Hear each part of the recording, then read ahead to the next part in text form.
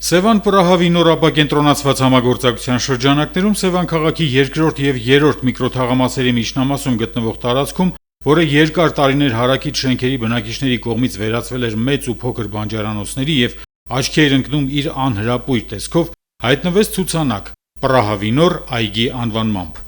Համագործակցության գաղափարի հեղինակ, Atlantis Development ընկերության նախագահ Սևանցի Արամ Մարությանի և Սևանի համայնքապետարանի համագործակցության արդյունքում Պրահավի նոր այգում, որը զբաղեցնում է շուրջ 4600 քառակուսի մետր, իրականացվեցին բարեկարգման և կահավորման աշխատանքներ։ Երբեմնի անհրապույր տարածքը հետ-զետե ստացավ ձև և բովանդակություն։ 2019 թվականի աշնանը Պրահավի նոր քաղաքային շրջանի պատվիրակությունն այցելեց Սևան, որի ընթացքում էլ տեղի ունեցավ այգու պաշտոնական բացման արարողությունը, մասնակցությամբ Սևան համայնքի ղեկավար Սարգիս Մուրադյանի և Չեխիայի Պրահավի նոր քաղաքային շրջանի փոխքաղաքապետ Ռոբերտ Ռիտինայի։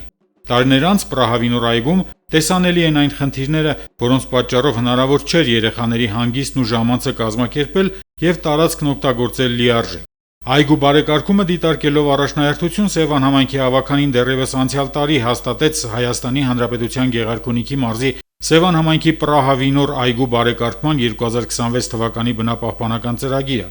Ծրագիրը կյանքի է կոչվում համայնքի և Հայաստանի Հանրապետության շրջակա միջավայրի նախարարության համագործակցության արդյունքում։ Ծրագրի պայմանագրային արժեքը շուրջ 4 միլիոն 800 հազար դրամ է, որից Հայաստանի Հանրապետության 2026 թվականի պետական բյուջեից բնապահպանական վճարներից Սևան համայնքին հատկացված մասնահանումների գումարը 4 միլիոն 100 հազար դրամ է։